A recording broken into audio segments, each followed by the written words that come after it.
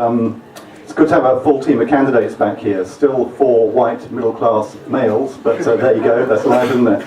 Cambridge 2020, it sounds a long time away, doesn't it? But actually it isn't. And a few weeks ago I was shown a report by the county engineer, as he was then styled, written back in the 1960s about the future of Cambridge. And amongst the very few pages then, because those reports were quite short in those days, he speculated on how difficult it would be to find the right places to put housing, and how impossible it would be to avoid future gridlock and transport chaos. Now that's half a century ago. There's a guy who saw the future, eh? Because every single report that's followed since then has identified the same problems. Now, I'm not going to make any apology for giving my few minutes, the next few minutes, over to talking about things which may sound a touch negative. Because if you think 10 years is short to 2020, believe you me, the big decision that's going to determine it is going to be made in just 90 days' time. And in 90 days' time, we may find the British economy is in the hands of George Osborne.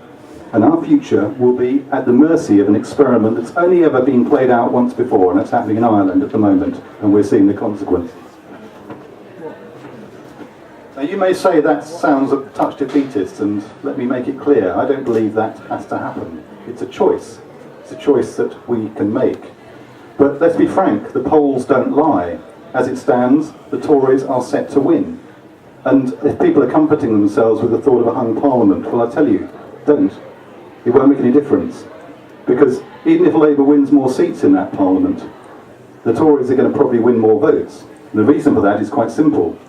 Turnout in Tory areas is always higher than poorer Labour areas, and actually the constituencies that the Tories are more likely to win have more voters in it anyway. When it comes to a hung parliament, Nick Clegg has already set down the terms. He'll support the party that has the most votes. That sounds fair, but it means the Tories. So be clear, what does this mean for Cambridge in 2010? Well, I think the Cambridge economy is complex, like most. It's a mixture of private investment and public spending, and I think probably our best hope is that because of the kind of knowledge-intensive, research-based companies that we've got in Cambridge, we may continue to do okay. Investors tell me there's still money around, even though the lending system is sticky. Maybe the Cambridge Bank will help, let's hope so. But make no mistake, Cambridge relies heavily on public spending. Now we've escaped relatively lightly so far compared to other areas more dependent on traditional manufacturing. So there are a lot of people in this room who I guess are involved in higher education, a lot of people who are feeling the pain already. But I tell you, it's nothing as to what will be coming. Whether it's Clegg's savage cuts or Cameron's age of austerity, my guess is it's going to be pretty painful. So my fear about Cambridge 2020 is it could look like much of the rest of Britain, stuck in a downward spiral of spending cuts, rising unemployment, industrial and social unrest. Not so much 2020, more 1990. And there are some of us here who are old enough to remember what it was like. If for Thatcher it was no turning back, my message is no going back. And the tragedy is, it doesn't have to be like this. Because if we get the policies right, get that right mix of spending restraint, modest tax increases for those who can afford it, and get the economy back to growth, then I think we can get through what is a very difficult period. And as the confidence comes back, so the investment will come back, so the housing will come back. Actually, housing delayed will probably mean even higher environmental standards. We could actually get a unitary local authority. In Exeter and in Norwich today, people are celebrating.